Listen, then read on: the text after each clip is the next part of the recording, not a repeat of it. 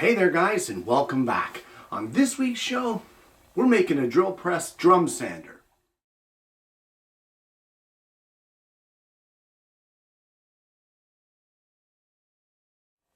Well, a drill press drum sander is something that has been on my list of show ideas for a very long time, and I'm finally getting around to it. It's one of those things that is so simple to make, but yet so useful, especially for those of you out there who do not have or cannot get at this point, or do not have the room for an oscillating drum sander, but you have a drill press. You can combine the best of both worlds and get that drum sander. So let's head over to the bench and have a look at how we're going to start this project off. Well guys, I'd just like to point out that this entire project is going to be made from reclaimed or recycled material. So it is all scrap, it has all been thrown out. All of the plywood that I'm using, the 3/8 of an inch plywood, is from a construction site, and they had this up as walls of a temporary enclosure, and then they peel it down. It had some holes in it, they were throwing it out, so I scooped it. Plywood is not cheap these days, and although this is construction grade, for something like a drill press drum sander, it's just fine. So what I have is a piece that I've cut. It's 11 inches wide, 24 inches long. The 24-inch side coincides with the width of my drill press table. So we're going to draw a line at 3 3/8 of an inch in from each edge of the board, and then from the other edge, we're going to come in 1.5 inches on both sides.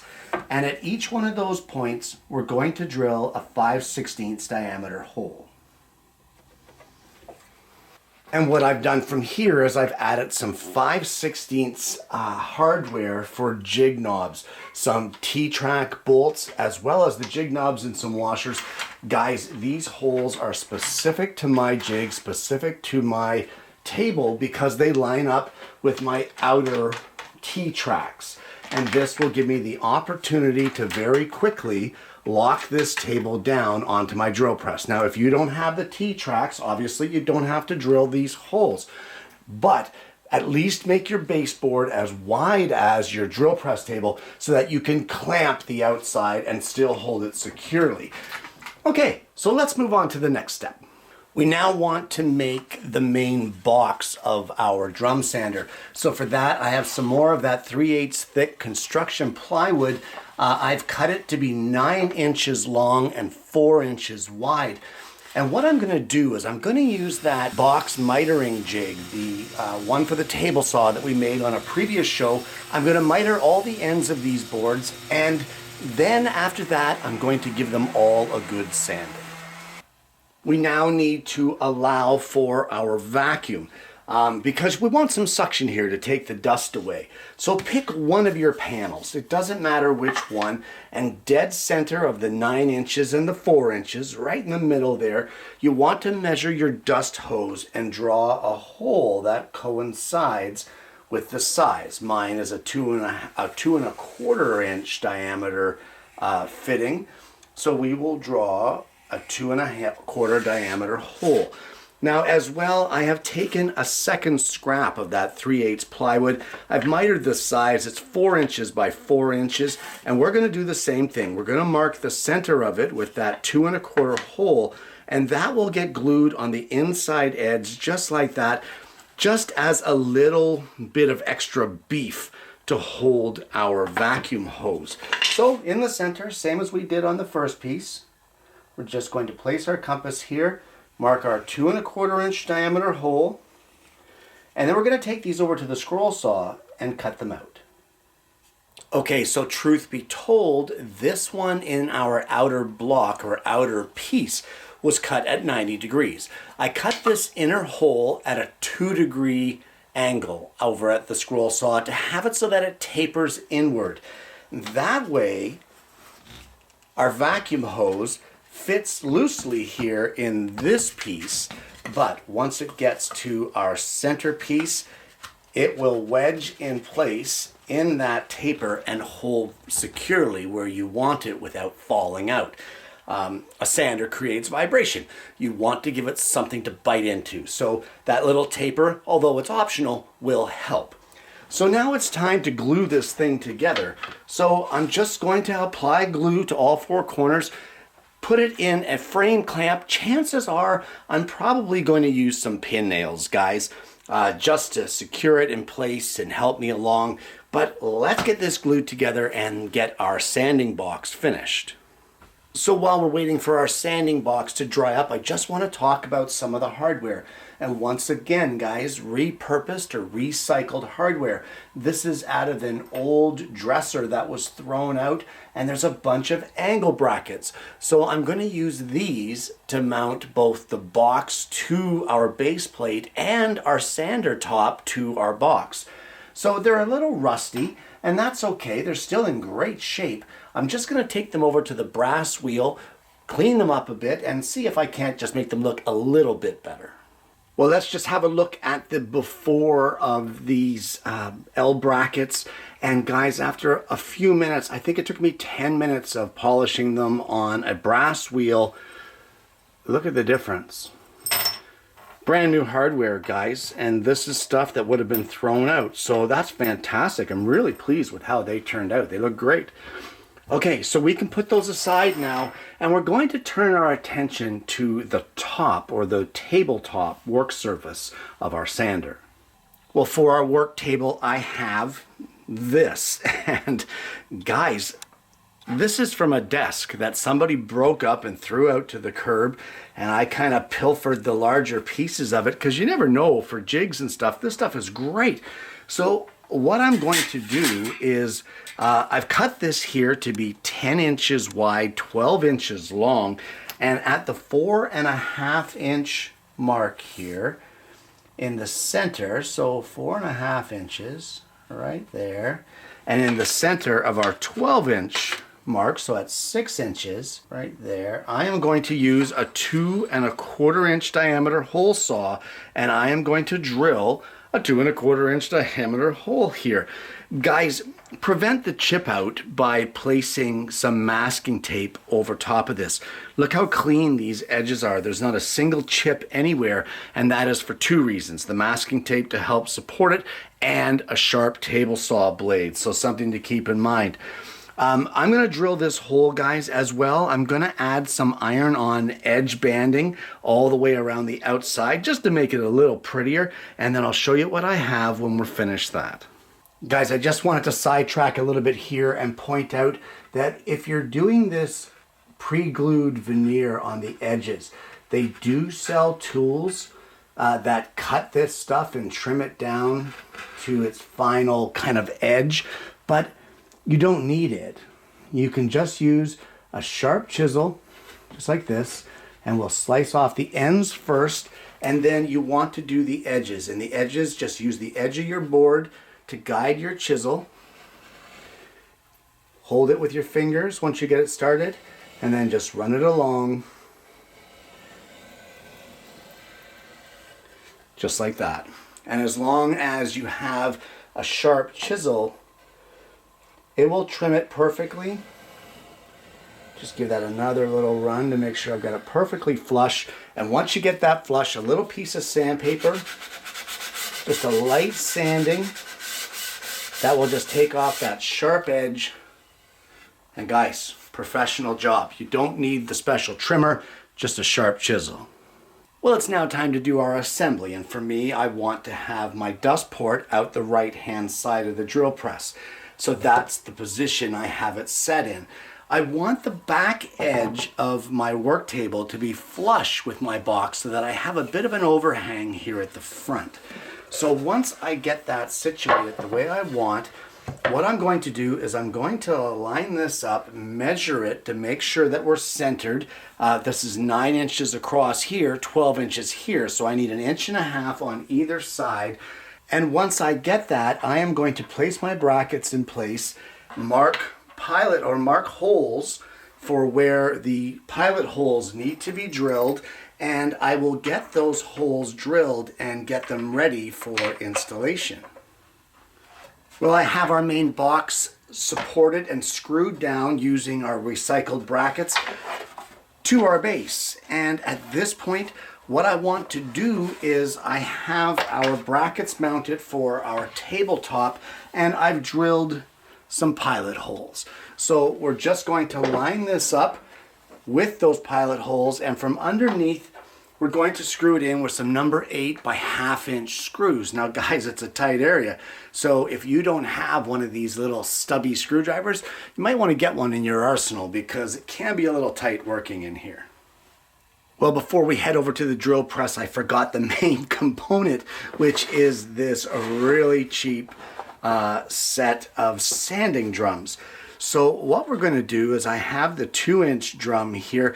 Guys, this set cost me, I think it was something in the neighborhood of $7. So we're going to set up our 2-inch sanding drum, and we're going to take this over to the drill press, and I'll show you guys how this all works. Well, the very first thing that we're going to do is we're going to slide our table in using our T-slots as a guide. And like I said, if you don't have T-slots, don't sweat it. Just your board being long enough, you can clamp it to the edge of your drill press table.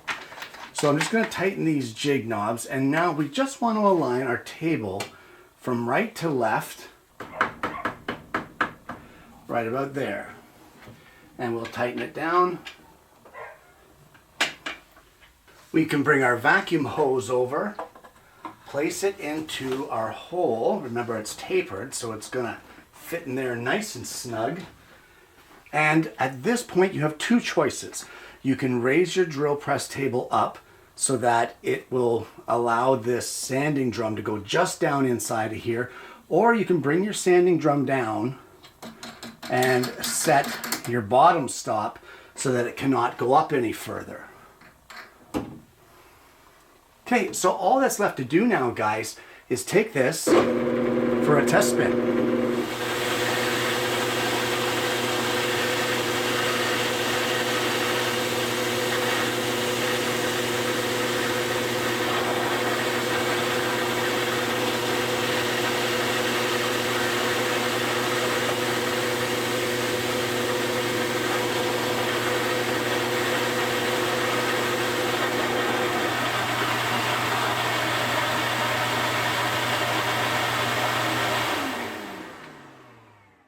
Now guys, I'd just like to point out, with this gap here and that small 9x9 compartment, look at the dust collection that we were able to achieve here. There isn't a single speck of sawdust from this piece of pine here on the table at all. And guys, as long as your drill press table is square to the chuck of your drill press, and as long as you were careful with your setup, there's no reason that your sanding should not be square to the board. In other words, if it's flat here, it's going to give a square sanding on the edge. Guys, this works fantastic.